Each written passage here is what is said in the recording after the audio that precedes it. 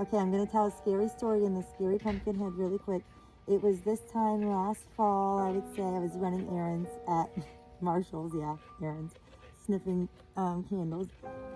And I'm walking in, there's probably like a 6'2" male standing outside of the door. And I notice him when I'm walking in. I'm alone, to give you context of what's going on. And there's like a 2.5 woman also out there, and they're both standing by the door.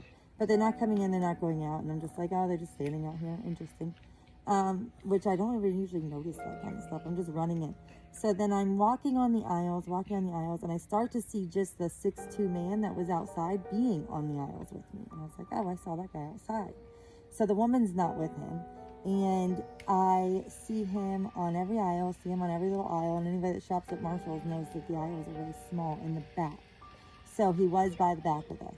So I start to notice. So finally I'm like, okay, this guy, I see him peeking around the corner looking at me. He's not shopping, and I can tell. I'm like, okay, so what are you doing? I say. I turn around, I'm like, well, you're definitely following me and peeking on me. And he's like, me and this other lady out of nowhere, probably 45-year-old lady, shopping, not the lady outside. She says, I noticed that man following you too, and I thought he was your husband. I saw him peeking on every aisle too, looking at you, and I thought, that's a weird way for her husband to watch her shop, but whatever, what is it my business? So she's like, I'm glad you're saying something because I've started to watch him too.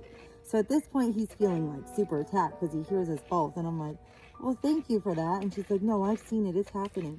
So I said, he's like, no, I'm back here. There was a door to go to that back, so he was smart on his feet. He's like, no, I'm back here waiting on the manager. I'm waiting to talk to the manager. I'm just looking while I'm waiting. I don't know what you're talking about. Like, he gets real. And I was like, okay. So then I go to check out. But at this point, the line's long at Marshall's, so I'm in line. And I don't want to walk to the car alone. I didn't want to bug that lady again to walk me to my car. But I definitely wasn't going to my car alone because I still see the 5'2" lady outside.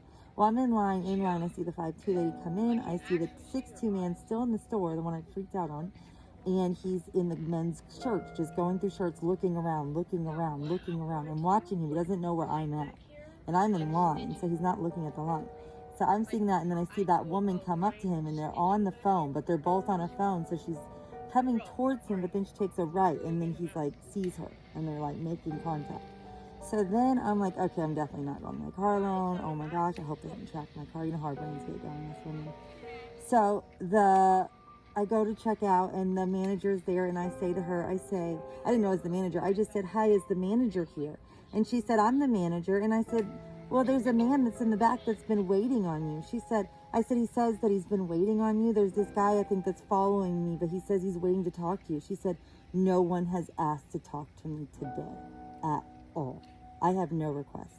So I was like, okay, this guy's a freak, and I need to get walked to my car. So of course they bagged up my stuff and walked me to my car, and it was awesome. But stay vigilant. Lots of actual scary things out there. So pumpkin heads are just silly. Have fun. Be safe.